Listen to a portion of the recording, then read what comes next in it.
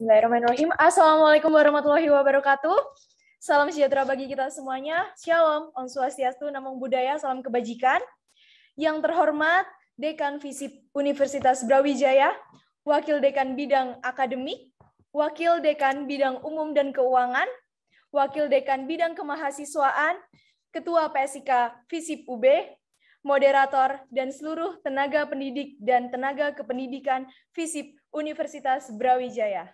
Selamat pagi, saya ucapkan terima kasih telah menyempatkan hadir dalam acara launching website Visip Universitas Brawijaya. Sebelumnya, perkenalkan, saya Sinta Era yang akan memandu acara pada hari ini. Baik, selanjutnya mari kita sambut penampilan dari Gendis Visip Universitas Brawijaya.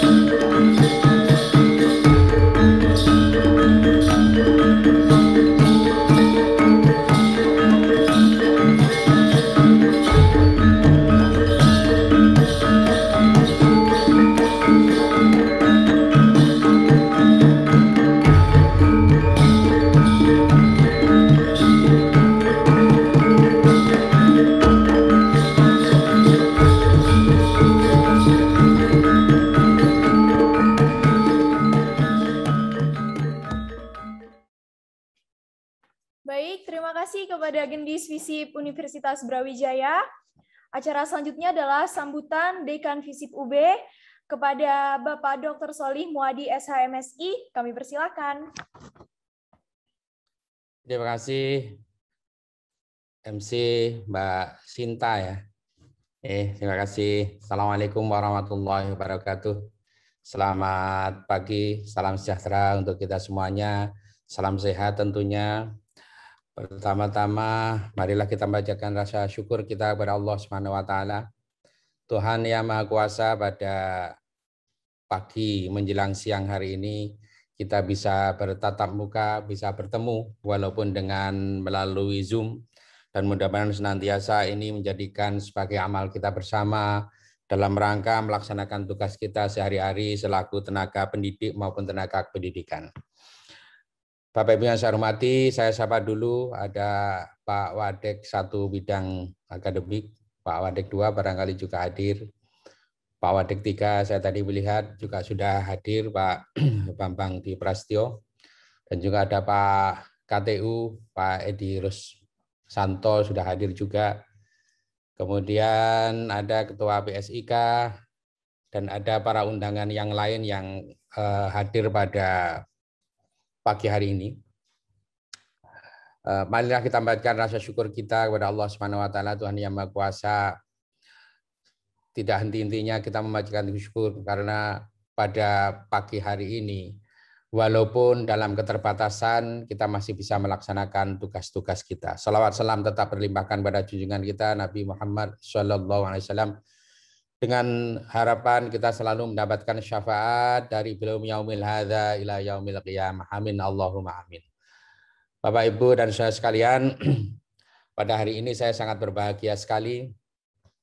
Ada satu aktivitas yang sudah lama kita tunggu-tunggu. Yang pertama adalah tentang website kita yang tentu harus terus diupdate dan terus diperbaiki.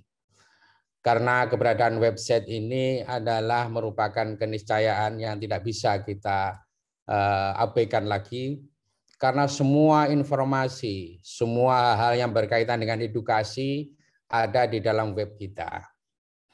Oleh karena itu, keberadaan web ini adalah harus merupakan bagian penting di dalam kehidupan kampus kita. Orang akan melihat tampilan kita melalui web pada saat sekarang ini, apalagi di era pandemi ini. Orang melihat kepewayan kita, melihat profesionalisme kita itu adalah dari web yang kita miliki. Kalau web kita jelek atau web kita tidak bagus, maka terkesan bahwa pengelolaan fakultas ini adalah acak-acakan. Akan tetapi kalau web ini terus diupdate, maka keberadaan web ini menjadi bagian penting yang akan mendapatkan pujian banyak orang, sehingga FISIP ini dianggap sebagai fakultas dengan pengelolaan yang profesional. Oleh karena itu pada hari ini sengaja kita lakukan satu launching website kita. Agar apa? Agar website kita terus update dan agar website kita terus melakukan pembenahan-pembenahan. Berbarengan dengan itu ada dibarengi dengan seminar atau webinar yang berkaitan dengan masalah nasionalisme. Yang memberikan adalah Bapak Wadek 1 bidang pendidikan. Ini penting kita lakukan karena juga kita sedang tergerus tentang nasionalisme kita. Oleh karena itu, pada hari ini juga ada seminar nasionalisme untuk membangun karakter bangsa, nation and character building, juga state building dan economic development. 3 hal itu yang tidak bisa terpisahkan. Akan tetapi yang paling penting di dalam kehidupan kita adalah bagaimana membangun karakter bangsa ini menjadi bagian kehidupan kita sehari-hari. Bahkan ya ada yang mengatakan NKRI itu sudah harga mati. Oleh karena itu bagaimana nasionalisme kita akan dipertaruhkan di dalam kehidupan kita sehari-hari. Nah, pagi hari ini berbarengan dengan launching website kita akan ada seminar itu. Oleh karena itu, selamat untuk semuanya dan saya ucapkan terima kasih khususnya pada PSIK Mas Ari Budi Prastyo beserta jajarannya dan juga bapak-bapak dan ibu-ibu yang tergabung atau yang terlibat di dalam proses ini, termasuk juga Pak Wadek 1, Wadek 2, Wadek 3 yang juga konsen terhadap masalah website ini. Bahkan beberapa hari yang lalu, tepatnya kemarin, itu kita mendatangkan satu tim untuk membuat satu data tunggal, di mana fakultas ini harus memiliki data tunggal yang itu nantinya sebagai acuan oleh semua sivitas akademika di FISIP Universitas Brawijaya ini. Sehingga nanti tidak lagi meminta-minta data lagi, jadi data itu sudah menjadi satu di situ semuanya, dan kita bisa melihat tentang dosen A ini aktivitasnya apa, dosen B ini aktivitasnya apa, kemudian karyawan A ini aktivitasnya apa, mahasiswa A ini aktivitasnya apa, semuanya ada di situ semua. Ini sedang kita persiapkan, dan insya Allah dalam waktu dekat, akhir Desember ini, pangkalan data untuk FISIP akan segera terbentuk. Oleh karenanya nanti akan di-link-kan juga dengan website kita. Segera itu bisa saya lakukan untuk membuka acara ini, dan mudah-mudahan nantinya website kita bisa berjalan dengan sebaik-baiknya. Termasuk juga seminar ini akan menjadi bekal kita semua untuk menata kehidupan nasionalisme kita. Dengan mengucap Bismillahirrahmanirrahim, pada pagi ini, tepatnya pukul 9:35, saya nyatakan di launching website FISIP Universitas Brawijaya. Sekian, terima kasih. Ihdinas shiratal mustaqim. Assalamualaikum warahmatullahi wabarakatuh. Waalaikumsalam warahmatullahi wabarakatuh. Terima kasih Bapak Soli. Acara selanjutnya adalah sambutan Ketua PSIK FISIP UB kepada Bapak Arif Budi Prasetya, SIKOM MIKOM. Baik, terima kasih kepada Saudari MC. Assalamualaikum warahmatullahi wabarakatuh.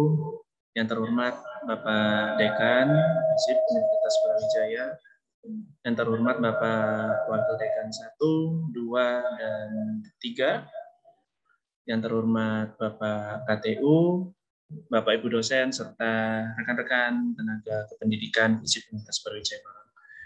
Puji syukur marilah kita panjatkan kehadirat Allah Subhanahu wa taala atas berkat rahmat dan limpahnya kita dapat bertemu di dalam acara launching website FISIP Universitas Brawijaya dan seminar kebangsaan dalam rangka menyambut HUT RI yang ke-76.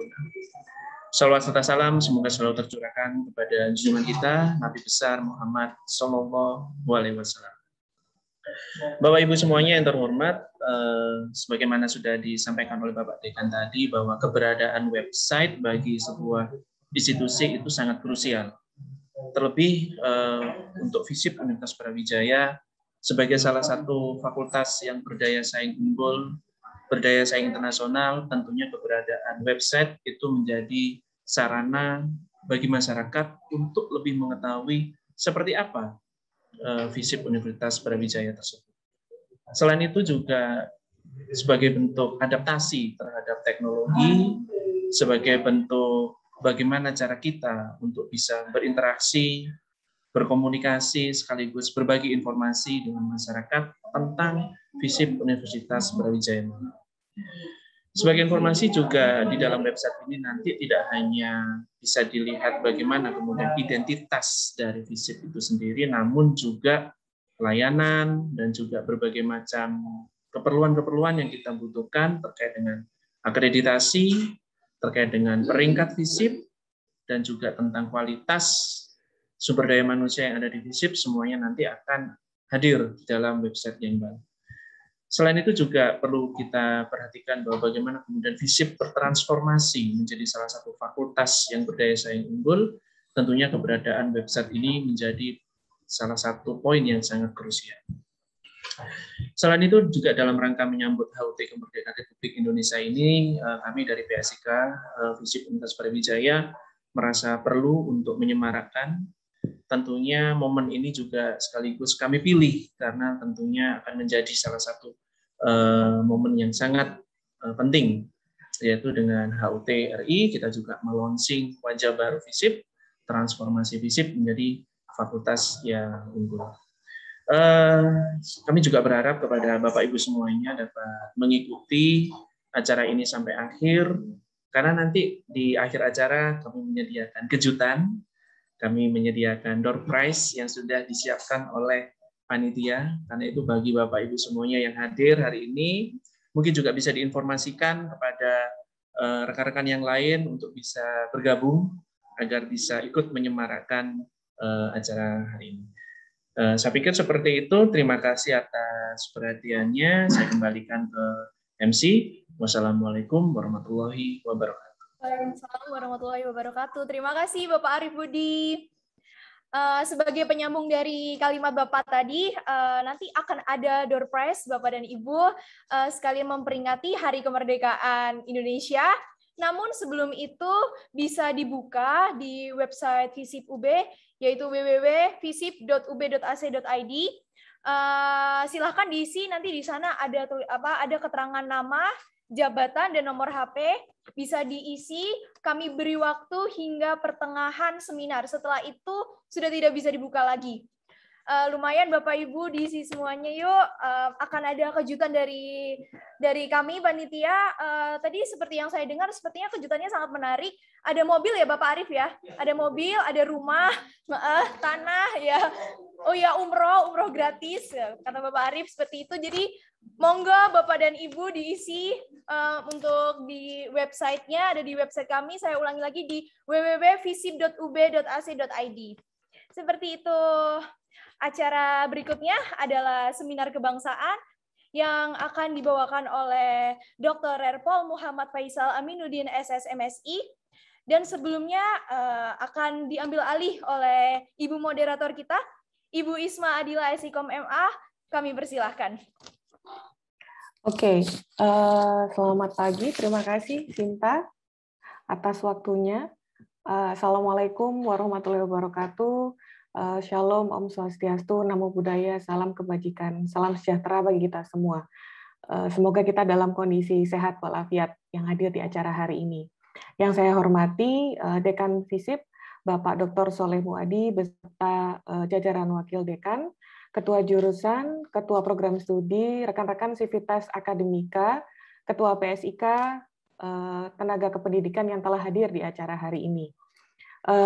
Langsung saja kita masuki sesi acara selanjutnya yang merupakan salah satu dari acara inti hari ini, yakni pemaparan seminar kebangsaan dalam rangka memperingati HUT RI yang ke-76 dengan tema Semangat Nasionalisme dan Kekeluargaan dalam Mewujudkan Generasi Bangsa yang Tangguh.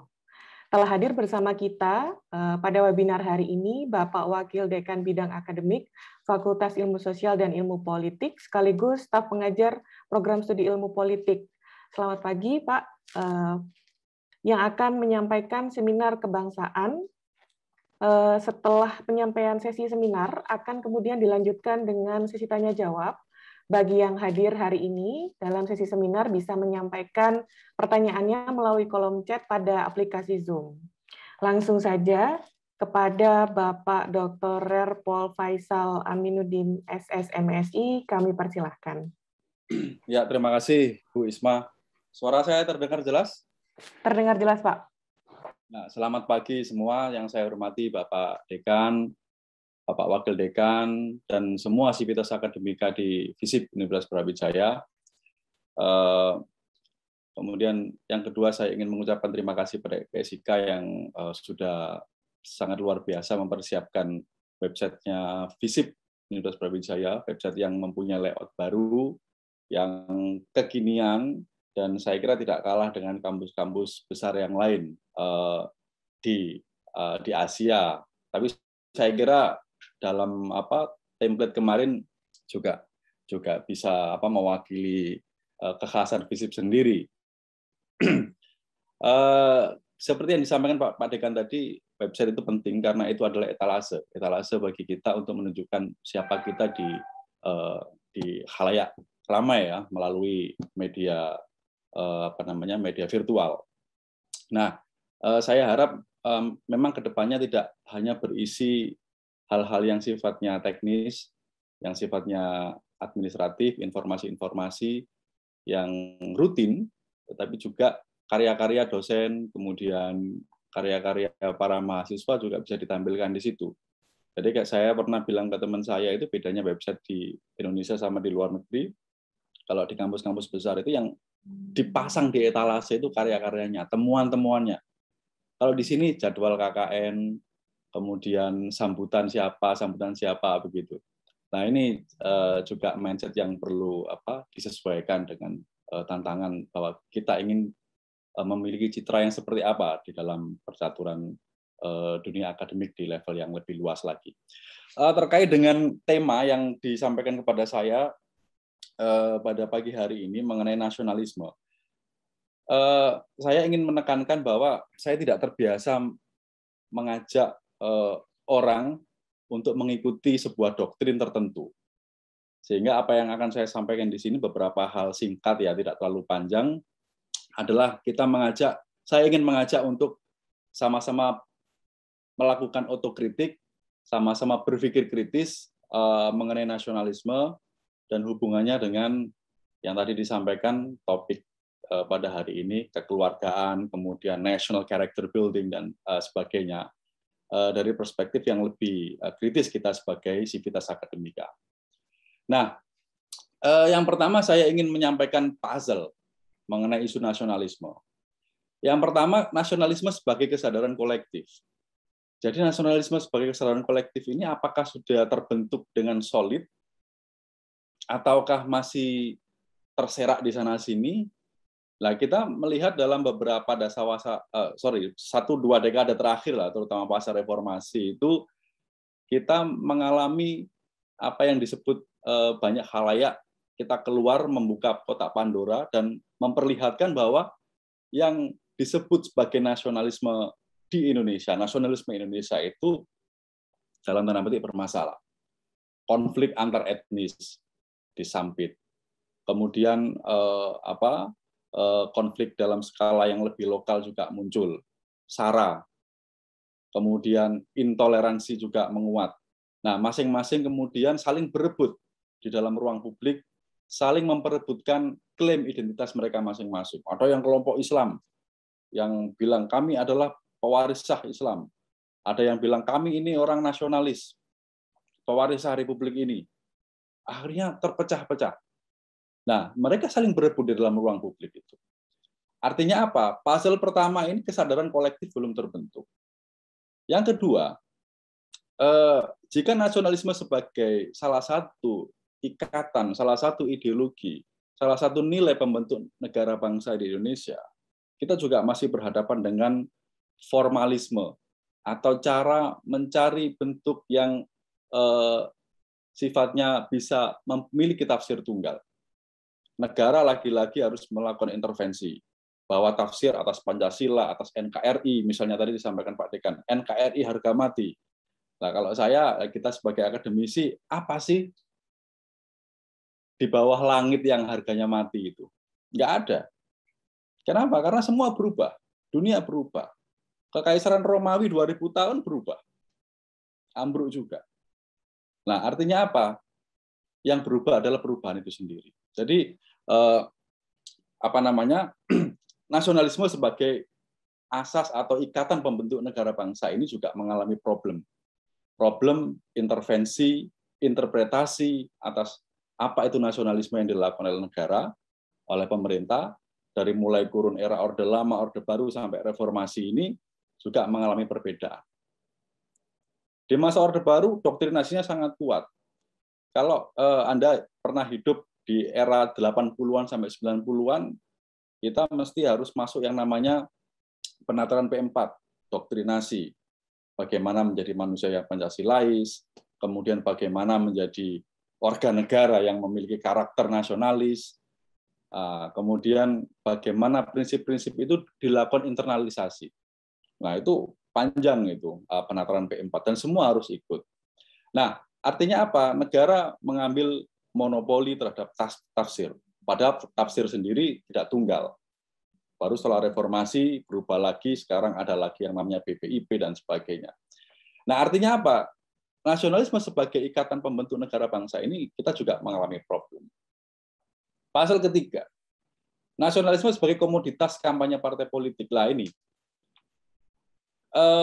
klaim bahwa nasionalisme itu menjadi salah satu asas satu-satunya, dan merasa ada partai tertentu yang merasa bahwa kami adalah pewaris sah dari ideologi nasionalisme, itu juga kita tengah hadapi dan memiliki resistensi di beberapa bagian, di beberapa titik. Kayak kemarin yang disampaikan mengenai Sumatera Barat yang tidak seperti dulu, kemudian ada di beberapa tempat yang lain. Artinya apa? Kita dihadapkan pada sebuah fenomena seperti mirip dengan yang terjadi di Perancis ya, bahwa Partai Sosialis Perancis itu isinya bukan orang-orang sosialis. Mereka adalah orang yang mengkampanyekan, menjual dagangan sosialisme kepada publik. Tetapi cara mereka mengelola partai, kemudian mengelola pemerintahan itu jauh dari prinsip dan asas-asas sosialisme. Nah, itu pasal ketiga yang kita hadapi saat ini. Sehingga apa? Sehingga antara resistensi dengan intervensi yang sangat kuat yang kemudian dipaksakan melalui negara itu seringkali memunculkan, kalau tidak gesekan ya ada turbulensi di situ. Itu pasal ketiga. Yang keempat, isu nasionalisme dan hubungannya dengan agama, dengan etnisitas. Kita membayangkan bagaimana hidup di negara yang bernama Indonesia. Ketika orang-orang Islam mengklaim bahwa Indonesia yang Islami. Ketika orang-orang yang nasionalis mengklaim Indonesia yang berdiri di atas semua kelompok. Ketika orang-orang sosialis yang dulu Syahrir pernah mengkritik, atau Johan Sahroza mengkritik Soekarno dulu, kalau nggak salah, bagaimana orang-orang itu disuguhi dengan pidato-pidato. Tidak ada usaha yang real yang dilakukan untuk memupuk bagaimana segenap perbedaan-perbedaan ini bisa dikompromikan. Nah, itu kritik. Nah, isu nasionalisme dalam hubungannya dengan agama, etnisitas, kemudian ideologi yang lain ya, selain national identity, kemudian dibungkus sebagai isme nasionalisme, itu kemudian mengemuka. Bahkan sampai hari ini. Orang berebut klaim juga sama dengan nasionalisme sebagai pembentuk negara bangsa di dalam pasal kedua tadi. Kemudian yang lain, munculnya resistensi terhadap nasionalisme. Masuknya kelompok-kelompok transnasional, baik transnasional yang mengatasnamakan Islam, ataupun kelompok-kelompok yang lain, kultur, budaya kosmopolit. Jadi kalau misalnya saya mempunyai akses, misalnya saya bisa mengurus permanen residen di Eropa, di Jerman katakanlah, saya bisa mendapatkan paspor Inggris karena saya punya investasi banyak di sana. Nah, sehingga negara bagi saya itu tidak begitu penting. Dan nasionalisme saya, keberpihakan saya sebagai orang Indonesia juga tidak terlalu penting. Nah, kita dihadapkan pada persoalan itu. Transnasionalis Islam misalnya, kelompok-kelompok yang kemudian kalau dulu di era tahun 50-an itu ada pan-islamisme. Jadi bagaimana negara-negara yang mayoritas muslim itu diorganisir, bisa terkomunikasi bersama. Ada juga yang utopis. Jadi pengen melakukan revivalis, mengembalikan kejayaan kekhalifahan Islam. Nah, sehingga mereka tidak mengakui batas-batas bangsa. Tapi di sisi lain kita melihat di Arab sendiri pan-Arabisme, misalnya nasionalisme Arab di Mesir, di Lebanon, di Syria, yang justru dimotori oleh orang-orang Arab Kristen, bukan Islam, karena waktu itu memang ada problem antar etnisitas dengan nasionalisme yang hendak mereka bangun itu. Nah, ini kemudian menjadi tantangan besar terhadap nasionalisme. Dan kelima puzzle itu saat ini kita hadapi, bahkan sampai hari ini, yang membuat kita bertanya-tanya, lalu mengapa nasionalisme? Apa sih yang bisa dipelajari atau dimaknai, dipahami dari nasionalisme, dan kalau kita menjelaskan nasionalisme di Indonesia itu bagaimana? Nah, saya ingin lanjut pada penjelasan untuk menjawab dua keresahan yang mungkin Anda juga mengalami keresahan yang sama dengan saya. Saya teringat ketika membaca buku artikel yang ditulis oleh Ben Anderson, seorang scholar dari Cornell yang sangat terkenal dengan bukunya tentang nasionalisme. Dia pernah menulis di Jurnal Indonesia tahun 1969. Ada di paragraf pertama itu ada hal yang menarik yang mungkin kita bisa sampaikan, ya kita jelaskan lebih lanjut. Yang pertama, orang memahami nasionalisme itu sebagai sesuatu yang seringkali salah kaprah, salah dipahami. Akhirnya pahamnya juga salah. Yang pertama adalah adanya keyakinan bahwa, dan juga kampanye politik, bahwa nasionalisme itu sudah sangat lama dan menjadi warisan luhur dari para pendahulu kita yang sangat hebat itu. Nah, kodifikasi atau kanonisasi hal seperti ini dilakukan ketika Indonesia merdeka. Karena apa? Mereka, para bapak-bapak kita dulu itu membutuhkan sesuatu yang kemudian diambil dari masa lalu untuk meyakinkan bahwa kita ini bangsa yang besar. Pancasila misalnya, kita gali dari warisan leluhur kita. Warisan leluhur kita apalagi Yamin memula patung Gajah Mada itu bahkan lebih mirip dengan dia daripada yang kita semua tidak tahu bagaimana wajah Gajah Mada itu. Saya sebagai orang Lamongan yang satu kampung dengan Gajah Mada, saya tidak tahu bagaimana wajahnya itu. Nah, jadi itu semua digali lagi, bahasa Sanskrit, kemudian kejayaan kita pada era Majapahit itu juga digali bahwa kita ini sebenarnya bangsa yang besar. Leluhur kita itu hebat. Nah, tetapi yang kedua, ikatan-ikatan ideologi itu kemudian dimunculkan bahwa nasionalisme kita itu muncul secara alami. Dari apa? Dari aliran darah yang mempertautkan kita sebagai orang yang tinggal bersama-sama di wilayah disebut Nusantara ini. Nah, kemudian ada yang namanya glorifikasi. Misalnya di Ponorogo adalah pahlawan Indonesia yang melawan penjajah. Kalau kita lihat dalam catatan pribadinya, memori pribadi di Ponorogo tidak ada kata-kata saya melawan penjajah, saya kan enggak. Ditekankan oleh Ben Anderson waktu itu, yang ada adalah saya ingin menundukkan Jawa dan tampil sebagai khalifah tanah Jawa. Artinya apa? Apakah ada kesadaran ideologi, kesadaran tentang identitas nasional waktu itu? Enggak ada. Yang ada adalah kesadaran yang kalau di dalam literatur itu kesadaran orang pada masa itu, pada zeitgeist-nya, pada masa sejarahnya, pada masa era di mana dia hidup. Dia sebagai penguasa, yang dia tahu adalah Jawa, dan Jawa mendapatkan musuh, dan harga diri dia sebagai prince, sebagai pangeran itu juga harus ditegakkan dan muncul sebagai pemimpin. Nah, tetapi itu kan kemudian coba di Ponorogo diambil, kemudian beberapa tokoh-tokoh raja-raja di Jawa dari luar Jawa dihimpun, dikanonisasi, ceritanya di framing, ini adalah bagian dari perlawanan panjang terhadap penjajahan. Nah, ini yang kemudian membuat nasionalisme kita ini jadi problematik.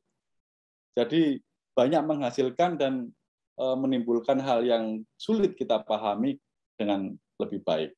Nah, kalau kita lanjutkan kepada analisis mengenai muasal nasionalisme, ya misalnya banyak pertanyaan dan mengapa model nasionalisme itu berbeda-beda dari negara-negara ya Indonesia, Vietnam, kemudian Cina dan banyak negara di Eropa yang lain.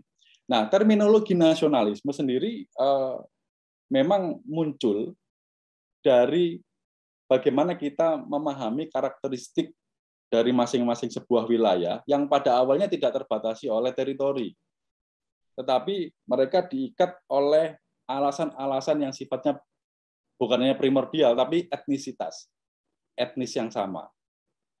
Makanya tahun 1882, Ernest Renan itu ketika dia pidato di Universitas Sorbonne, dia menekankan bahwa kita bisa memahami nasionalisme atau nation atau bangsa itu bukan lagi sebagai sebuah brotherhood yang berdasarkan pada kinship kekeluargaan, tetapi adalah kulminasi. Jadi nation itu atau bangsa itu terbentuk dari apa? Kesamaan bahasa, ras, agama, dan teritori. Kemudian pengikatnya adalah kulminasi atau kumpulan dari rentang sejarah yang sangat panjang mengenai perjuangan, pengorbanan, heroisme, glorifikasi, dan sebagainya, yang kemudian menjadi sosial kapital untuk mengikat mereka dalam sebuah ideologi. Itu tahun 1882 yang kemudian mengilhami bagaimana Soekarno membayangkan nasionalisme, yang bayangannya berbeda dengan Tan Malaka, dengan Syahrir, dan sebagainya. Nah, perdebatan mengenai muasal nasionalisme juga memiliki tradisi yang panjang ya, dari yang disampaikan oleh Renan, kemudian orang-orang Eropa sendiri berhadapan dengan bagaimana kalau melihat misalnya nasionalisme yang sempit yang kemudian diartikan sebagai chauvinism. Jerman memiliki pengalaman yang buruk soal itu. Italia zamannya Mussolini dengan Risorgimento mengembalikan kejayaan Roma itu juga mengalami problem. Makanya ketika revolusi Prancis, dasar pembentuk karakter identitas itu bukan Frenchman. Kami mendirikan negara ini, republik ini bukan hanya untuk orang Prancis atau orang yang berbangsa Prancis, Francia, tetapi untuk warga negara. Makanya di sana ada dua terminologi penting dari revolusi Prancis itu. Yang pertama adalah patria, tanah air, yang kedua adalah citoyen atau warga negara. Nah, asasnya apa? Lah, mereka berangkat dari tradisi liberal. Jerman juga sama pada awalnya.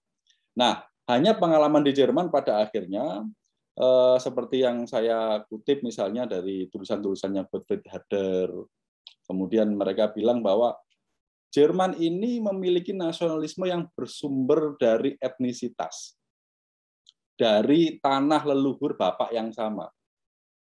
Jadi di sana itu disebut Vaterland. Kalau di sini kan Ibu Pertiwi. Bedanya gitu. Kalau sana itu Bapak Pertiwi. Tidak mengenalnya namanya Ibu Pertiwi. Ibu Pertiwi hanya ada di sini, di Motherland, ya, Motherland. Kalau di sana Vaterland. Kenapa? Karena kesamaan kultur Jermania, kesamaan sejarah, bahwa orang-orang yang tinggal von Mass an die Memel, dan itu disampaikan di dalam lagu kebangsaan Deutschlandlied itu, Deutschland, Deutschland über alles in der Welt, itu ada batasan teritori. Dari mulai Sungai Maas di Belanda sampai daerah Memel di daerah pegunungan Austria sana. Itu adalah wilayah orang Jerman yang tidak pernah dikalahkan oleh bangsa lain. Orang Romawi tidak bisa mengalahkan orang Jerman. Perancis menginvasi Jerman, dibalas lagi 1-1 draw. Dan sampai sekarang mereka mengklaim itu sebagai bangsa yang kemudian superior. Lah mereka diikat dengan kesamaan kultur.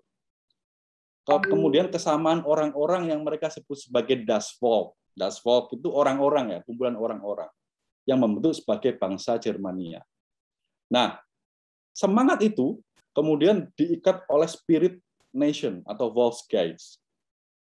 Nah, ini kemudian yang kemudian diklaim oleh ketika Hitler berkuasa, memiliki partai yang namanya Nazi, Nasional Sosialis, dipolitisasi dan kemudian bisa menggerakkan orang-orang untuk ada di dalam satu komando. Dan hasilnya adalah mimpi buruk buat Eropa. Nah, jadi nasionalisme dalam tradisi Eropa memiliki perbedaan-perbedaan juga. Nah, sehingga beberapa orang sarjana, misalnya Eric Hobsbawm, kemudian Ben Anderson, ada Terence Ranger juga, dia mencoba melihat bagaimana sih kalau nasionalisme di luar Eropa. Amerika itu punya nasionalisme enggak? Enggak. Di sana tahun 1800-an, 1900-an awal, mereka punya kredo yang terkenal namanya American Dream. Jadi mimpi Amerika, kamu datang ke Amerika itu tidak diikat oleh alasan-alasan nasionalis. Kamu tetap orang Jerman, orang Irlandia, kamu tetap mafia Sisilia, orang Italia, kamu tetap dari Latin. Tetapi mereka punya mimpi yang sama. Nah, ini kemudian menarik banyak sarjana itu. Ben Anderson misalnya menyebut bahwa nasionalisme itu tidak hanya etnisitas, itu adalah komunitas yang dibayangkan. Jadi orang butuh sama-sama di Indonesia membentuk NKRI, namanya Negara Kesatuan Republik Indonesia, dia mempunyai bayangan yang sama untuk negara ini. Jadi komunitas yang terbayangkan, yang secara real itu tidak kita jumpai. Karena apa? Karena banyak fragmen di sana sih. Nah, mengapa kemudian nasionalisme itu mereka kemudian menekankan bahwa aspek media, kemudian tradisi di dalam pembangunan komunitas itu mengalami apa? mengalami transformasi secara terus-menerus. Ben Anderson bilang imagined community, Eric Hobsbawm sama Terence Ranger bilang invention of tradition. Jadi menemukan kembali tradisi-tradisi lama mereka yang kemudian coba untuk dikanonisasi, coba untuk dilekatkan lagi sebagai ikatan-ikatan bersama untuk menjaga kebersamaan. Nah, ini yang kemudian membuat nasionalisme beranjak bukan lagi sebatas primordialisme, etnisitas dan sebagainya, tetapi evolusinya itu sudah beyond ke mutual cooperation, ada kerjasama yang saling menguntungkan, kemudian membangun solidaritas di antara orang yang sama dalam satu teritori itu dan sejenisnya. Nah, ini kemudian yang kemudian menjadi apa ya? Menjadi prima facie bagi kita untuk memposisikan lantas bagaimana di Indonesia nasionalismenya. Nah, kalau saya lihat di Indonesia, saya tidak berangkat dari pemahaman untuk menjelaskan bagaimana aspek politisasi nasionalisme, tetapi bagaimana nasionalisme terbentuk, bagaimana nasionalisme yang dibayangkan itu sebagai sebuah bangsa baru yang namanya Indonesia yang terbentuk. Nah, kalau kita baca karya-karya sejarah seperti tulisannya bukunya Rudolf Mrazek itu Engineer in Happy Land, ada hal yang kemudian di luar bayangan kita dari banyak pidato-pidato para pendiri negara ini. Misalnya apa? Nasionalisme Indonesia itu terbentuk dari bahasa yang pertama. Bahasa yang sama, bahasa Melayu yang kemudian dikodifikasi ulang. Nah, penyebaran bahasa Melayu itu justru dilakukan oleh siapa? Oleh orang-orang Belanda yang kemudian membangun jalan raya mulai dari Medan di Delhi sana sampai ke Jawa, jalan aspal. Kenapa? Karena itu menjadi pintu masuk dari persebaran media massa, koran. Orang Padang bisa membaca di Lubuk Linggau, kemudian di Palembang sampai di Banten, di Batavia, hanya terselang 2-3 hari dari informasi yang update. Dari jalan raya. Nah, jalan raya itu kemudian menghubungkan bahasa dan menjadi sebuah bagian identitas baru yang kemudian diklaim sebagai bahasa Indonesia. Nah, pembentukan awal dari bahasa. Nah, ketika bahasa, apalagi ya setelah bahasanya sama, kemudian kita membangun, apalagi kita membangun brotherhood, persaudaraan bahwa kita ini memiliki sharing experience. Sama-sama berada di wilayah yang dijajah. Kenapa? Karena kalau tidak dibangkitkan isu penjajahan anti kolonialisme, orang mungkin tidak akan bergerak. Tidak ada kesadaran. Makanya kalau saya lihat di Indonesia Raya itu kan di stansanya itu, liriknya itu, di sanalah aku berdiri. Kenapa bukan di sinilah? Di sinilah aku berdiri. Enggak. Di sanalah aku berdiri. Jadi di sana itu masih bayangan. Saya nggak tahu kenapa nggak diganti di sini, karena kita sudah merdeka kan. Kalau di sanalah aku berdiri masih dibayangin lagi di sana, tidak pernah ada di sini. Di sini kita berdiri.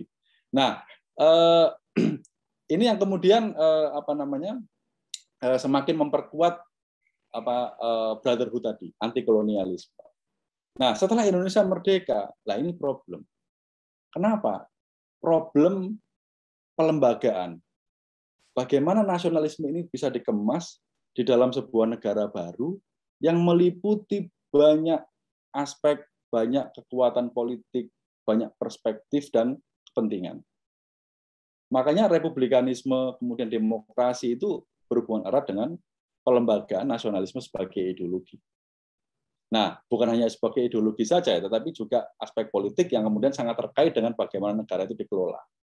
Nah, sebelum sampai pada penjelasan di Indonesia, saya ingin mencarikan contoh di beberapa tempat. Misalnya nasionalisme di Arab dan di Israel. Jadi tahun 1896 itu Bapak Zionis yang namanya Theodor Herzl, dia orang Austria Jerman yang kemudian berkeliling dunia untuk merealisasikan gagasannya mengenai negara Israel.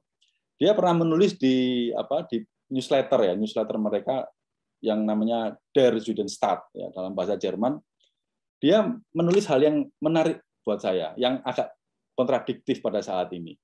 Jadi dia menulis bahwa negara Yahudi yang kemudian kita akan bangun, kita akan dirikan, ini harus netral. dan tidak memiliki musuh. Sehingga kita tidak membutuhkan tentara. Hanya sedikit tentara profesional untuk memelihara security, keamanan dalam negeri. Jadi itu yang dia inginkan. Kenapa dia bisa mempunyai bayangan bahwa negara kecil ini yang kita dirikan, negaranya orang Yahudi, tidak akan mempunyai musuh dan harus netral. Kenapa? Karena sejarah panjang 2000 tahun. Jadi kalau lihat kenapa orang Yahudi dan kasus Palestina itu memang alasannya adalah tanah air. Mereka membutuhkan tanah air. Di dalam teks di Hatikva, lagu kebangsaan Yahudi, lagu kebangsaan Israel itu, kami sudah menunggu 2000 tahun untuk sampai ke membuat negara sendiri itu.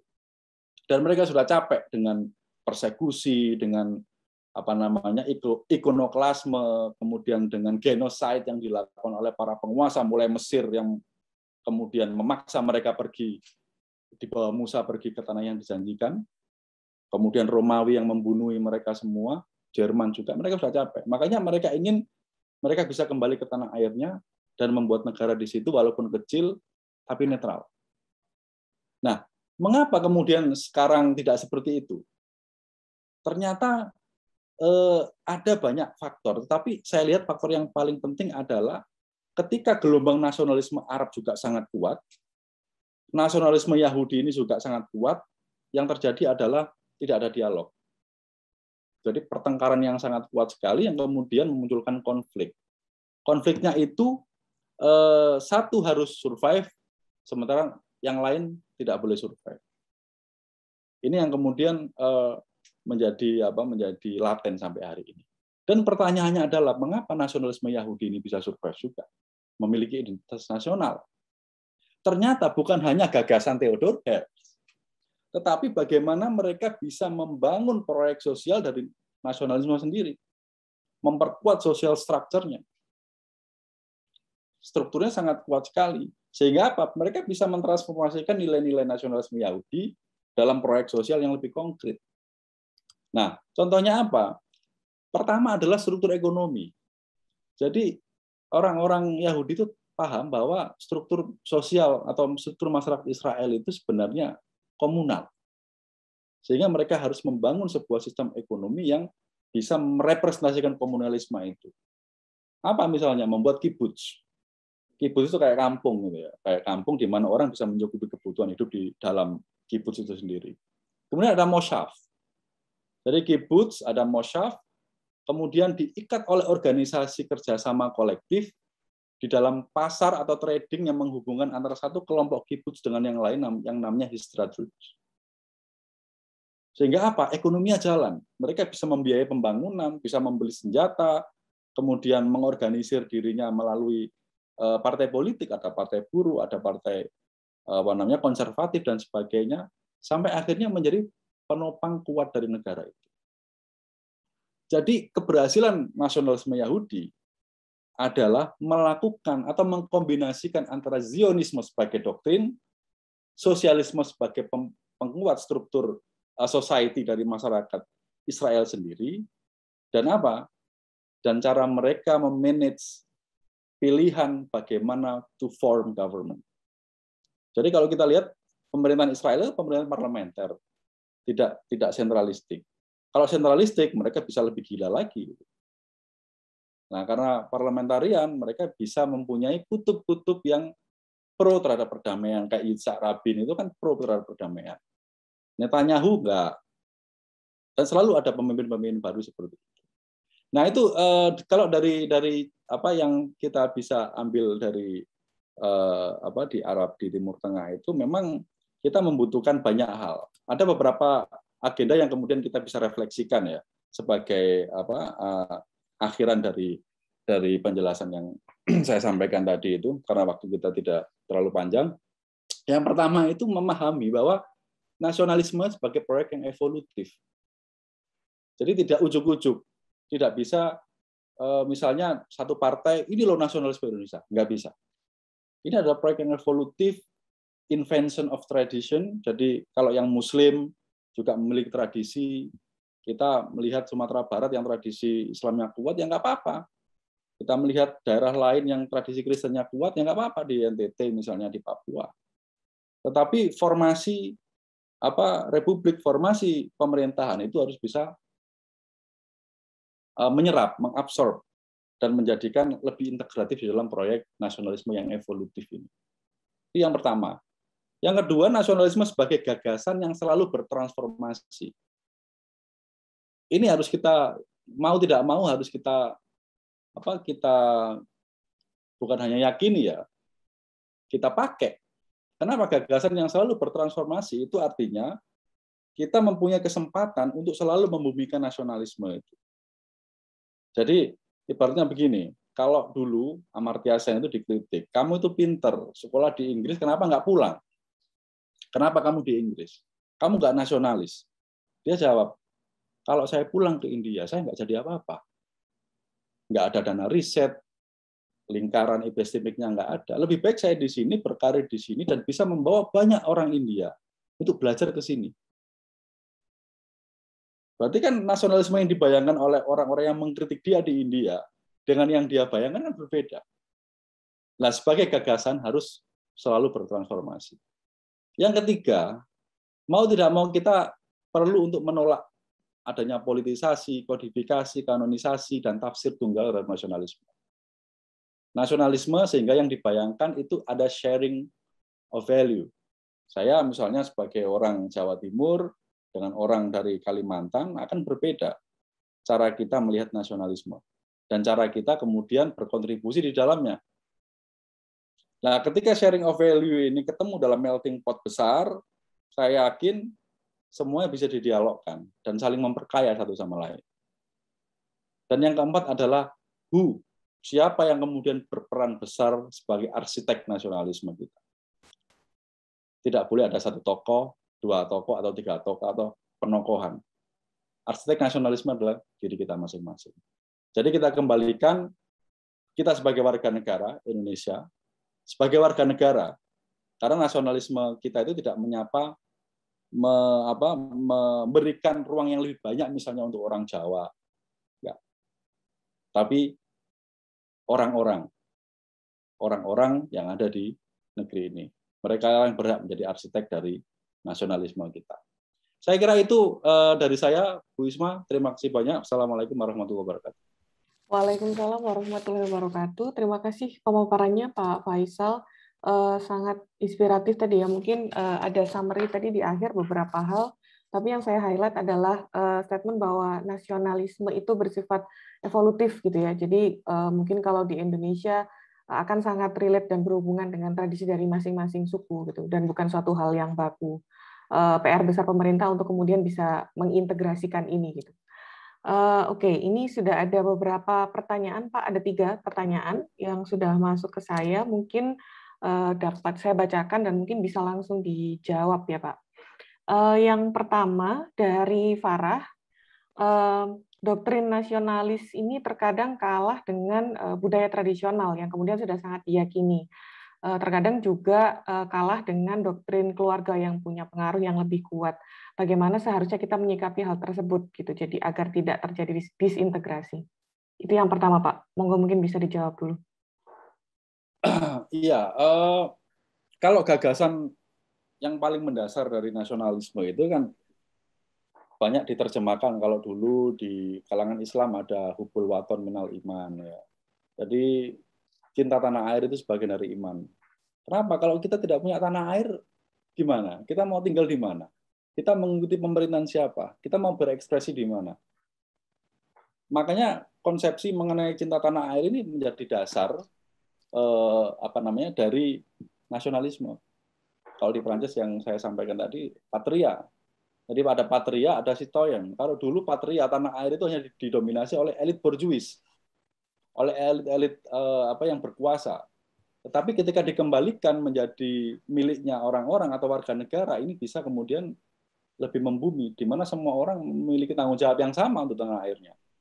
Nah, makanya kalau di dalam di Indonesia sendiri misalnya aspek kedaerahan ya, aspek kedaerahan. Kalau kita tidak menganggap bahwa Indonesia ini penting, terus apa? Persoalannya kan itu apa?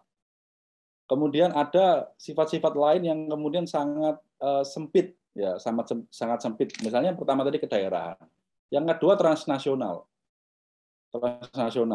bahwa kita semua ini harus diikat oleh hal yang sama, apa? Agama, sehingga mengembalikan pada era masa lalu, di mana pemimpin politik adalah pemimpin agama juga. Nah, artinya apa? Ini juga semakin memperpanjang jalan orang untuk berekspresi bukan di dalam tanah airnya sendiri, tidak merdeka di dalam tanah airnya sendiri. Karena apa? Karena struktur kekuatan dari luar itu yang kemudian mendominasi di dalam diri keluarga dan daerahnya. Nah, makanya kalau Indonesia problem disintegrasi, saya kira semua problem itu punya peluang terjadi.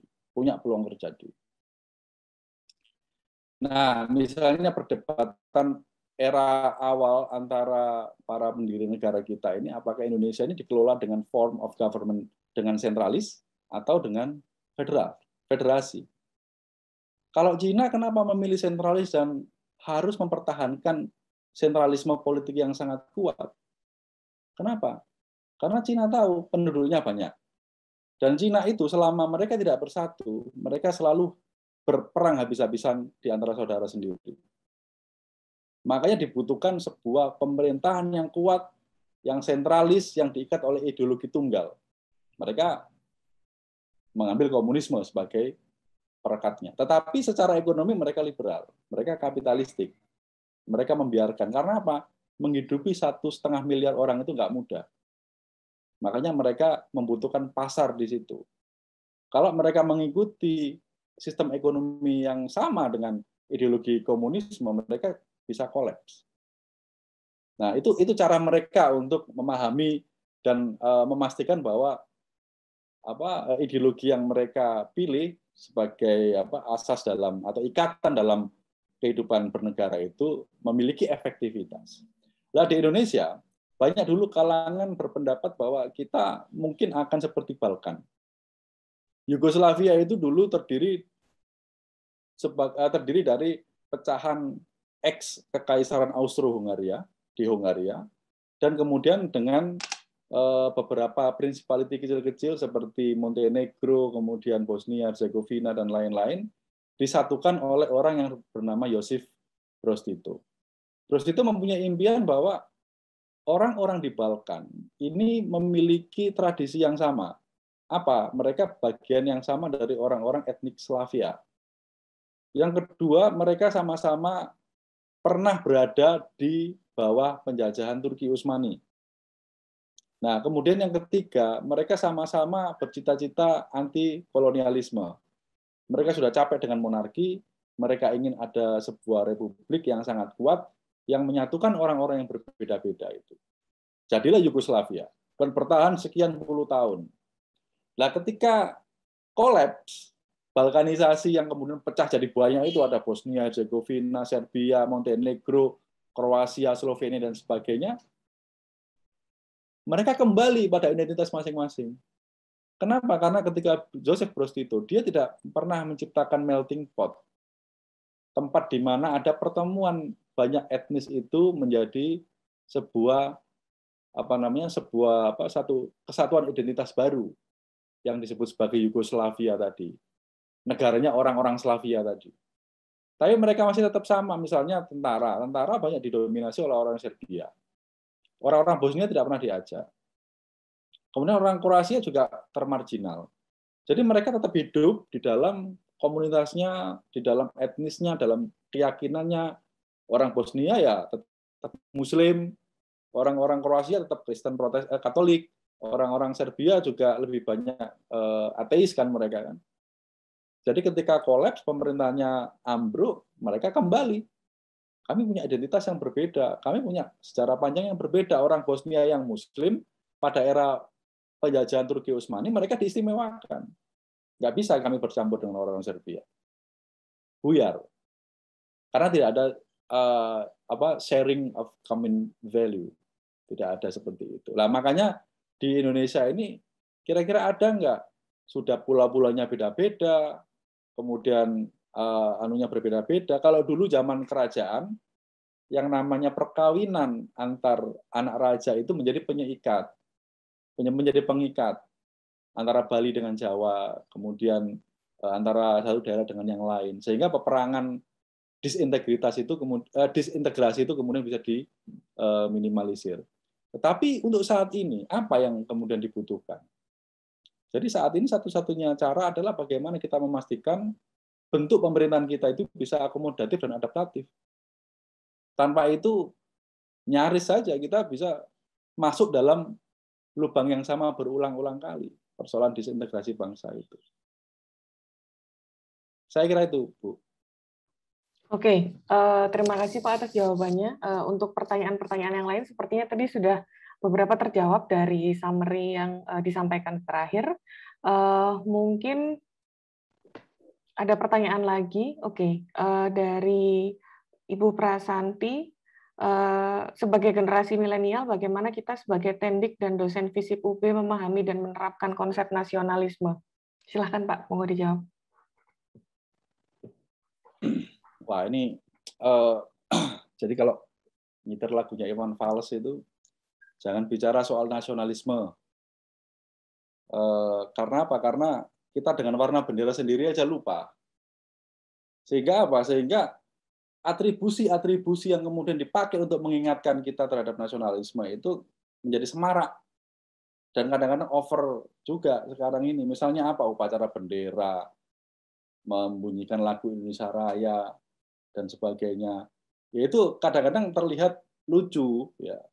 Tapi kalau pemerintah tidak punya hal yang lain yang harus dilakukan untuk mengingatkan orang, kan nggak mungkin lagi nih mengembalikan penataran P4 seperti dulu, ya kan? Sehingga yang dilakukan sekarang adalah mengambil atribusi-atribusi itu dan memaksakan atau setengah memaksakan atau menghimbau kepada orang-orang untuk melakukannya. Nah, ini yang kemudian saya kira efektivitas juga tidak akan terlalu bagus ya. Karena apa? Orang selain merasa terpaksa itu juga nggak bagus. Nah, kalau saya tidak menyarankan secara spesifik ya, karena saya sendiri juga ingin mengajak kita untuk sama-sama kritis. Tetapi paling tidak ada dua hal yang perlu dilakukan. Yang pertama adalah kita selalu harus membaca sejarah bangsa kita sendiri. Dalam versi apapun, kita baca sendiri. Yang kedua, selalu menyadari bahwa kita membutuhkan tanah air. Kita membutuhkan tanah air. Dan kepada tanah air itu kita loyal. Jadi loyalitas itu tidak harus kita berikan kepada siapa yang menafsirkan identitas nasional itu. Karena apa? Kita mencintai tanah air dengan cara kita sendiri-sendiri. Tidak merusak itu sudah bagus.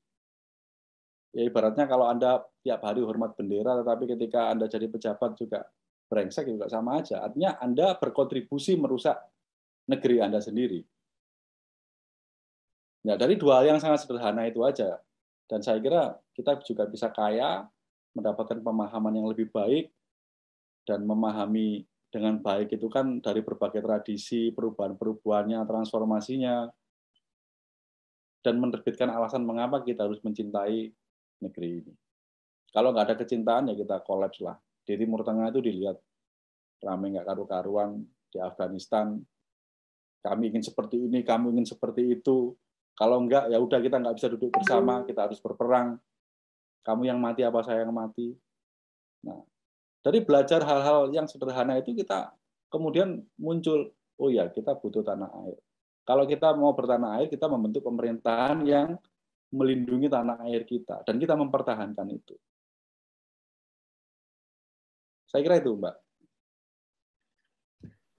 Terima kasih jawabannya. Jadi mungkin dari pertanyaannya Mbak Santi tadi, mungkin kita bisa start dari hal-hal yang sederhana gitu ya, hal-hal yang kemudian simpel keseharian kita untuk kemudian menumbuhkan nasionalisme, karena satu dengan yang lain pasti tidak sama. Baik, terima kasih pemaparan seminar kebangsaan hari ini oleh Pak Faisal. Mungkin bisa saya simpulkan sekilas bahwa tadi nasionalisme adalah sesuatu yang bersifat evolutif, sangat relate dan berhubungan dengan masing-masing suku, tradisi. Jadi ini bukan suatu hal yang baku dan menjadi PR besar bagi pemerintah untuk kemudian bisa mengintegrasikan ini. Demikian acara seminar kebangsaan hari ini dalam rangka HUT ke-76 RI. Akhir kata saya selaku moderator undur diri. Wabillahi taufik wal hidayah. Wassalamualaikum warahmatullahi wabarakatuh. Acara saya kembalikan ke MC. Waalaikumsalam warahmatullahi wabarakatuh. Terima kasih Ibu Wisma Adila dan terima kasih Bapak Faisal atas pemaparan materinya. Baik, selanjutnya adalah acara yang sudah kita tunggu-tunggu, yaitu launching website FISIP Universitas Brawijaya. Namun sebelum itu, marilah kita saksikan terlebih dahulu video berikut ini.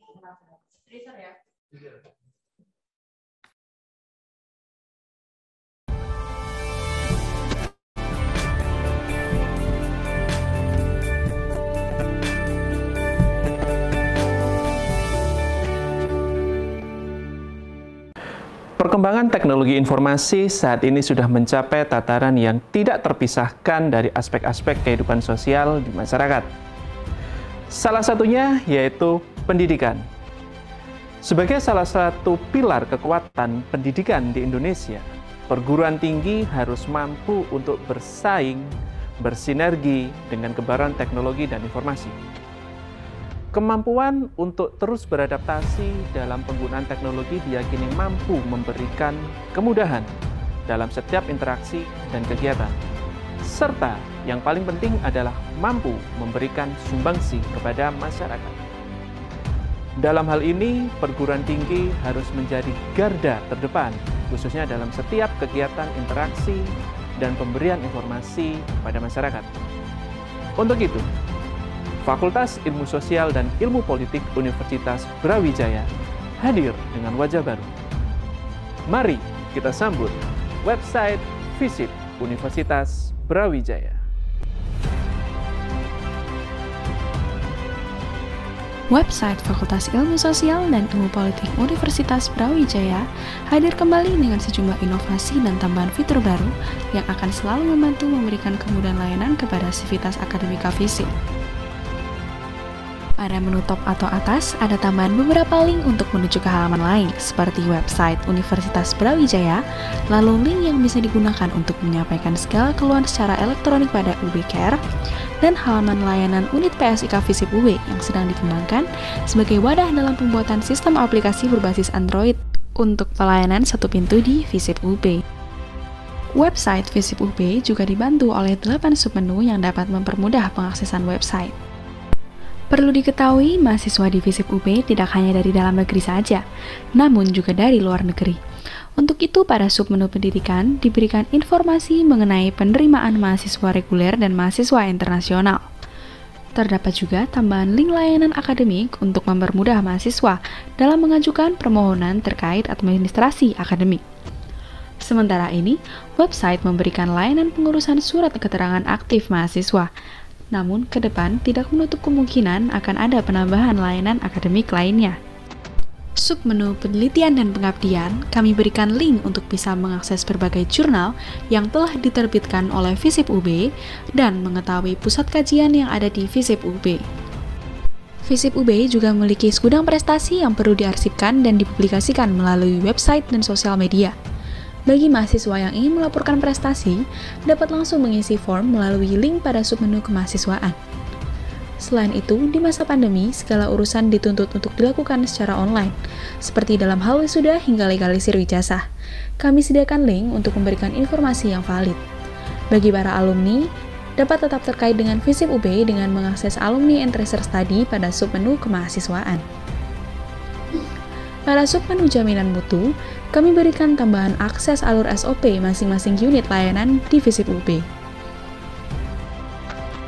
Ketahui beragam layanan FISIP UB dalam submenu layanan dan fasilitas.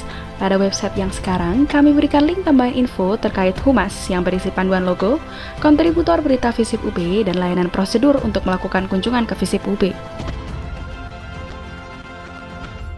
Website FISIP UB juga telah dilengkapi dengan desain berita, pengumuman, dan event fakultas yang lebih menarik. Pada bagian bawah website, Anda juga bisa mengakses informasi detail mengenai tiap jurusan dalam FISIP UB. Anda juga bisa terus memantau statistik mahasiswa yang berkuliah di FISIP UB. Tunggu apa lagi? Segera kunjungi website FISIP UB di visip.ub.ac.id. FISIP tangguh, satu perjuangan.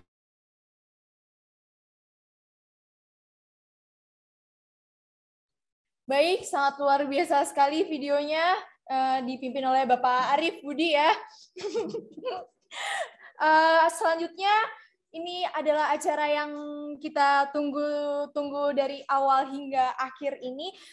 Sebelumnya saya ingatkan kepada Bapak dan Ibu untuk tidak meninggalkan Zoom terlebih dahulu, karena salah satu syarat pemenang dari door prize kita adalah mengikuti acara dari awal hingga akhir. Seperti itu. Baik, sudah siap?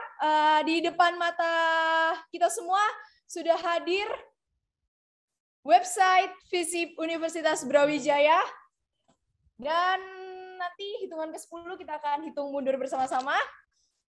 13, 12, 11, 10, 9, 8, 7, nggak ada backsound ya ini ya, Mas Topan nggak ada backsound, 4, 3, 2, 1, tara! Terima kasih. Saya ucapkan selamat sekali lagi kepada seluruh pihak yang telah berpartisipasi dalam membuat website FISIP UB menjadi lebih baik lagi. Terima kasih kepada semua pihak yang terlibat. Baik. Bapak dan Ibu sudah dapat mengakses websitenya di alamat masing-masing, di rumah masing-masing. Seperti ini ya, asik, website baru. Oke. Sudah tidak sabar ya Bapak Ibu untuk menantikan hadiah dari kami, umroh, rumah, tanah, dan yang lainnya. Akan ada hadiah jutaan rupiah ya dari kami juga. PSIK emang agak sombong, jadi uangnya banyak sekali, bagi-bagi kita. Jadi langsung saja mungkin ya kita akan mengundi hadiahnya. Door prize-nya akan kita undi setelah ini. Sudah siap Bapak Ibu? Sudah ready? Mas Topan sudah siap? Belum. Tunggu ya Bapak Ibu, sabar. Tadi saya cek ini ya, Bapak dan Ibu banyak sekali yang ngisi namanya double banyak ya. Mantap, luar biasa, semangat sekali. Nanti dapatnya nggak bisa double ya Bapak Ibu ya. Salah satu saja, biar adil. Iya, tadi saya cek banyak sekali. Sudah belum siap ya? Oke, belum. Harap sabar menanti. Sambil menanti bisa juga Bapak dan Ibu menengok-nengok website baru kita. Bayi lahir dari FISIP.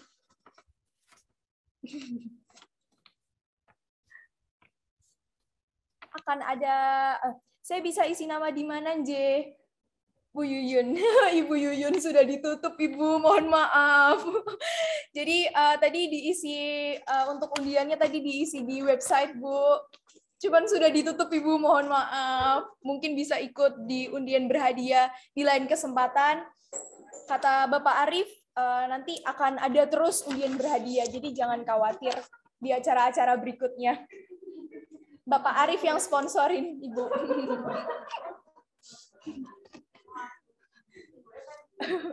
Sudah siapkah, Mas Topan? Belum juga ya? Oke.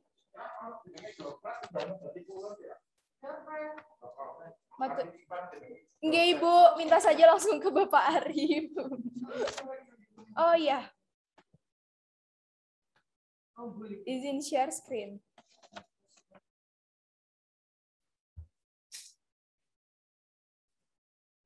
Sudah, nah ini dia saat yang kita tunggu-tunggu. Dededeng. Hadiahnya apa toh, Pak? Umroh jadi ya, umroh jadi kok. Ibu Bapak umroh jadi. Oke, langsung saja, Mas.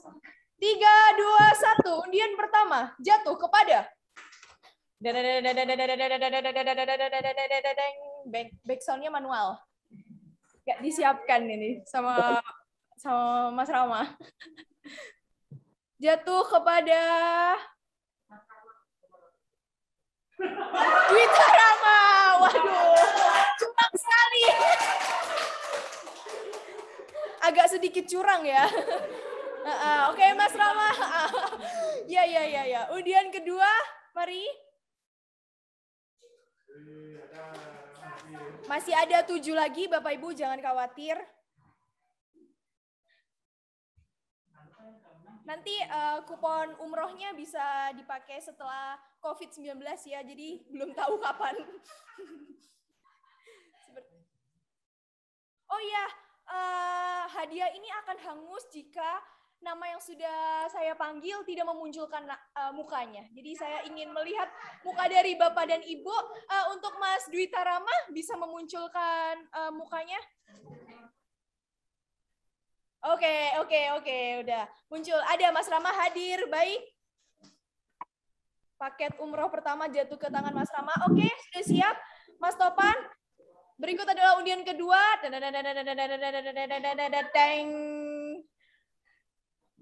Saya berisik sekali ya mungkin ya.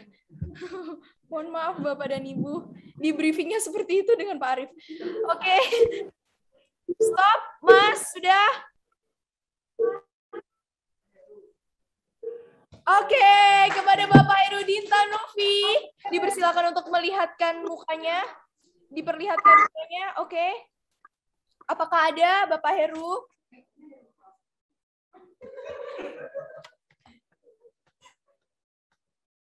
Bapak Heru tidak ada, Bapak. Sudah pergi. Oke, kita hitung ya. 5, 4, nggak apa-apa, Bapak nggak mandi, nggak apa-apa. 3, 2, saya hitung lagi. 3, 2, 1. Mohon maaf Bapak hangus. Jadi Bapak Heru hangus. Kita undi lagi. Mari Mas Topan.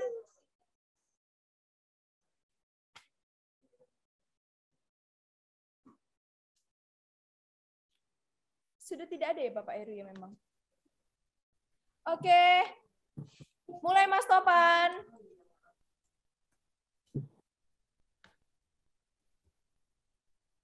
Siapakah yang akan menggantikan posisi Bapak Heru untuk menempati undian umroh kedua? Jatuh kepada Bapak Bayu Kurnia Rama. Ini saudaranya Mas Rama ya? Oh ya, oke, ada mukanya Bapak Bayu? Saya belum melihat. Oh, sudah muncul. Oke. Mas Bayu ternyata ya. Halo Mas Bayu. Oke, mohon maaf Mas. Iya Mas, berhasil. Sudah. Kuponnya buat Mas. Boleh di-off-kan lagi Mas. Selanjutnya Mas Topan untuk undian hadiah ketiga.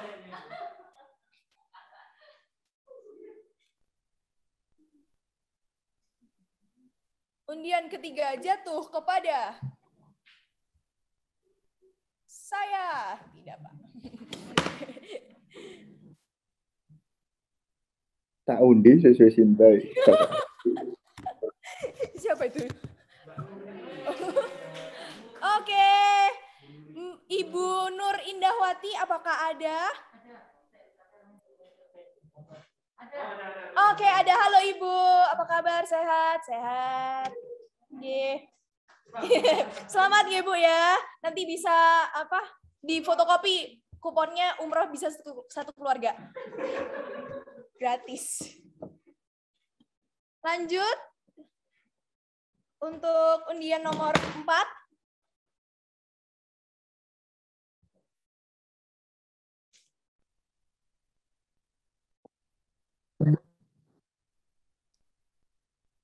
Jatuh kepada tagih umroh beneran ya. Iya. Tagihnya ke Mas Arief, Bapak Arief. SE. Siapa SE ini? Siapa yang isi SE? Hayo, nggak boleh ini.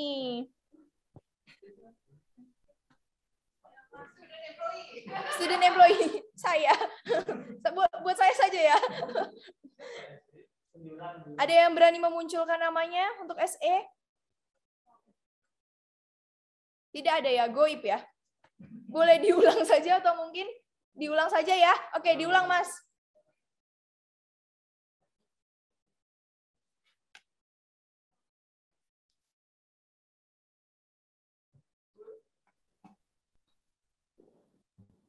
Diulang untuk menggantikan SE, undian nomor 4.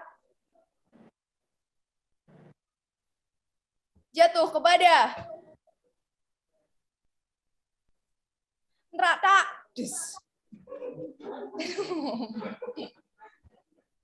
Bapak Agustiono, apakah ada Bapak Agus?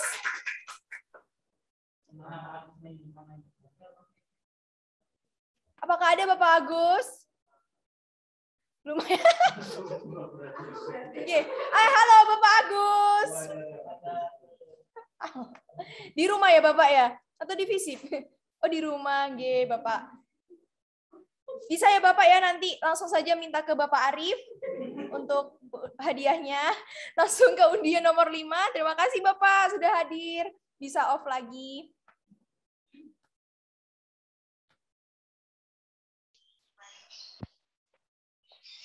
Undian selanjutnya Mas Topan. Sudah tidak sabar Bapak dan Ibu. Undian kelima, Umroh FISIP UB, jatuh kepada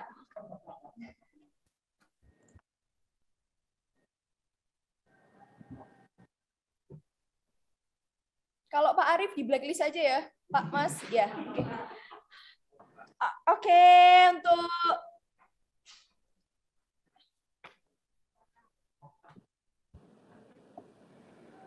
untuk Mas Okta, Bapak Okta.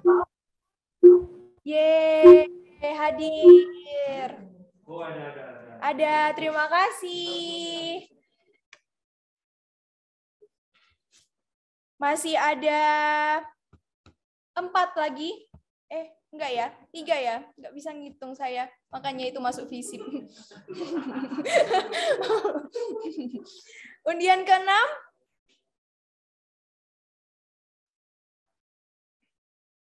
Tinggal 3 lagi. Oke, undian ke-6 Mas Topan.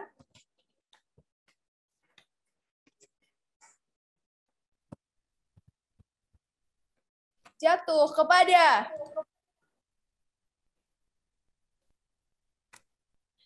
ding ding ding ding ding ding ding ding ding ding ding ding ding. Stop.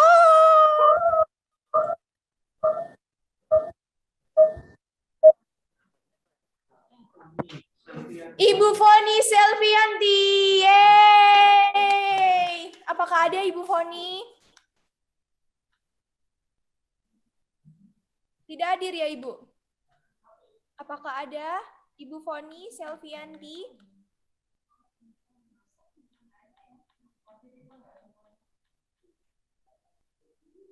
Tidak ada ya? Saya hitung mundur.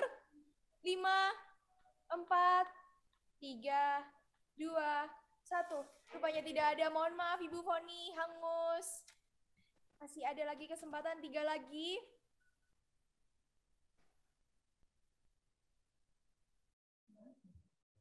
Siapakah yang akan merebutkan 3 posisi terakhir?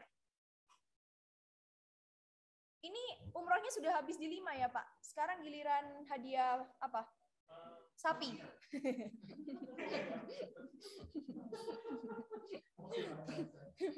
Mobil Avanza. Oke, baik. Brosurnya saja. Oke, baik Mas. Boleh diundi lagi?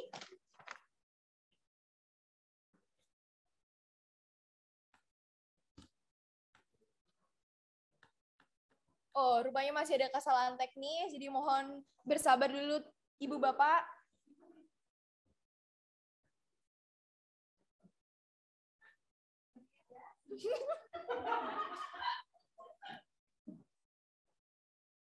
Meriah sekali, karena ini peringatan 17 Agustus juga kan, jadi online.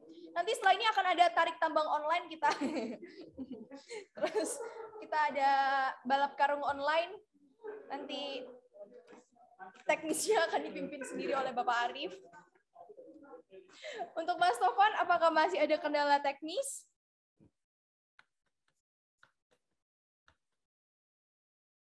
Oh, masih. Harap bersabar ya, Ibu, Bapak. Apakah Ibu dan Bapak ada yang mau menyumbang lagu 17-an juga diperkenankan untuk mengisi waktu?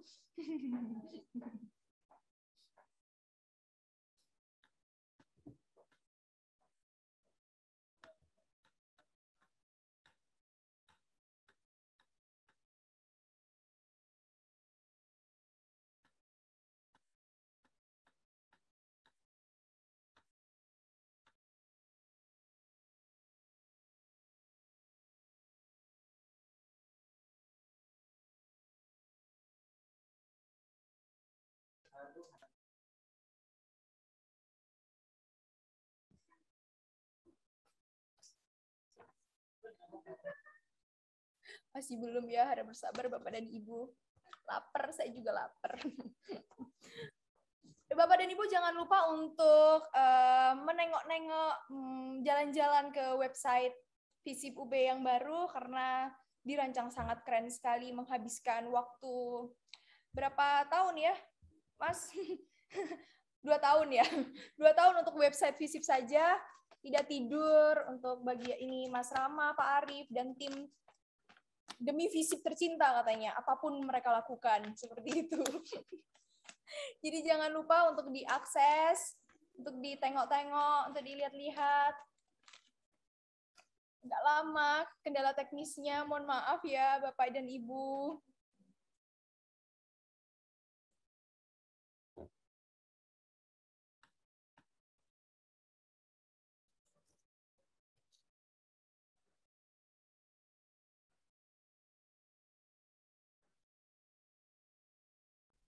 Oke, sudah bisa rupanya, Mas Topan.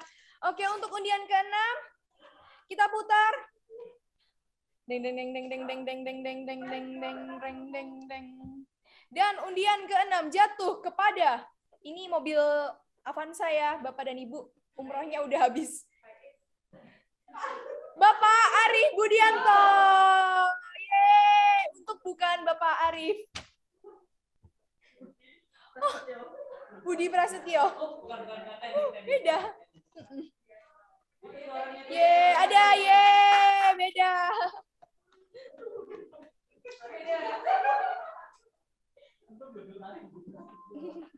Iya, Bapak Arif Budi. Bapak berhasil mendapatkan undiannya, undian ke-6 mobil Avanza. Tadi hampir saja saya blacklist, Pak, karena kalau misalnya Bapak Arif Budi Prasetyo, saya sudah coret. Karena nggak berlaku untuk beliau. Selamat dan sukses untuk Mas Arif dan tim PSIK, webnya tambah oke. Saya izin ya, enggak, Bapak Bambang, terima kasih sudah mengikuti door prize ini. Nanti kalau ada nama Bapak Bambang, saya wakilkan ya Pak. Saya yang dapat hadiah. Oke, baik Mas Bambang. Bisa di next untuk undian ke-7. Boleh untuk MC-nya. Baik sekali Bapak Bambang memang. Jatuh kepada Bapak Ahmad Imam Santoso. Kepada Bapak Ahmad Imam, apakah ada?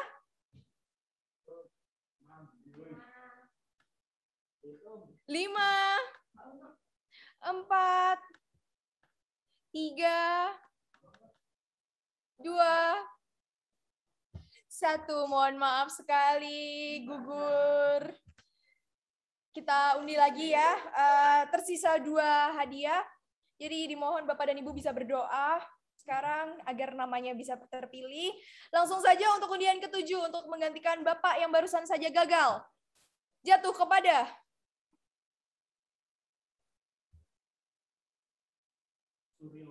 Bapak Surya. Apakah ada Bapak Surya?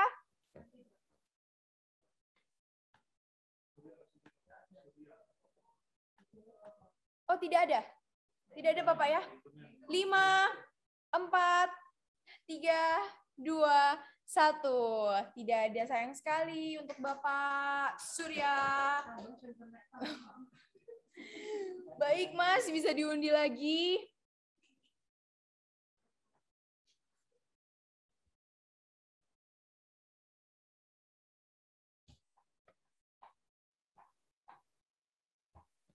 Untuk undian ke-7 jatuh kepada Bu Wifka.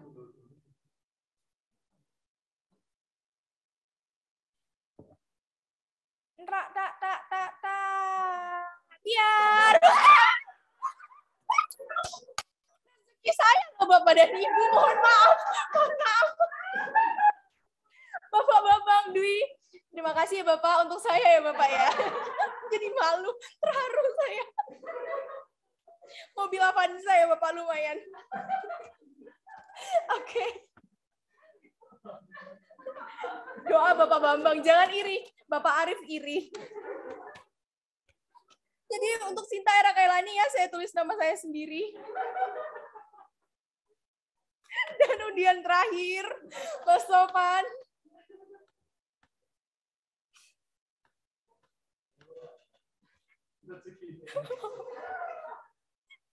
Aduh, iya. Memang sesuai dengan amal dan ibadah ya Bapak dan Ibu. Amal dan ibadah saya kebetulan baik gitu. Itu kepada Bapak Henry Sudarmaji. Yeay. Ada nggak Bapak? Bapak Henry? 5, 4, 3, 2, 1. Mohon maaf Bapak Henry, hadiahnya hangus. Baik, kita undi sekali lagi ya, Mas Topan, untuk hadiah terakhirnya. Aduh, rezeki. Suka loh saya kalau kayak gini. Oke, untuk undian ke-8, undian terakhir pada hari ini. Gak ada kameranya, Mbak. Oh, ada Pak Henry. Sudah selesai Kak Ibu, Bapak bagaimana panitia? Oh, oke, baik. Dengan demikian door prize-nya. Iya, Bapak. Iya. Mohon maaf. Iya, pakai komputer kantor. Baik. Mohon maaf. Agak caps lock semua, saya takut. Mohon maaf, Bapak. Nggak. Dapat hadiahnya, Bapak. Oke, Bapak Henry ya. Bapak Henry untuk hadiah terakhir, saya sebutkan sekali lagi dari awal.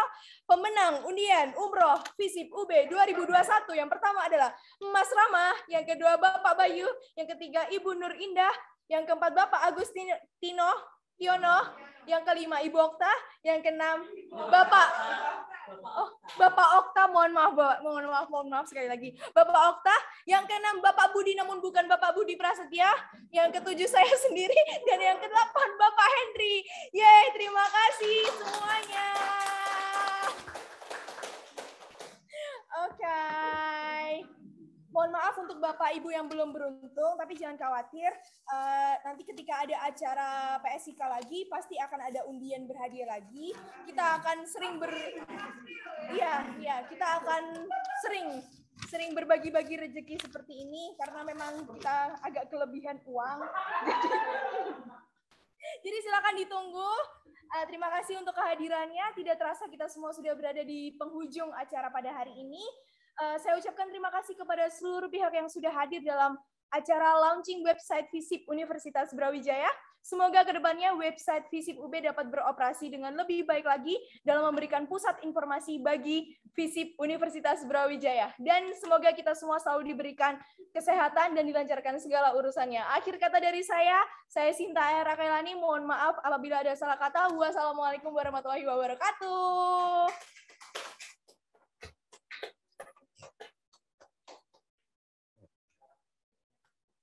Sudah boleh keluar, Ibu Bapak, sudah boleh meninggalkan ruangan.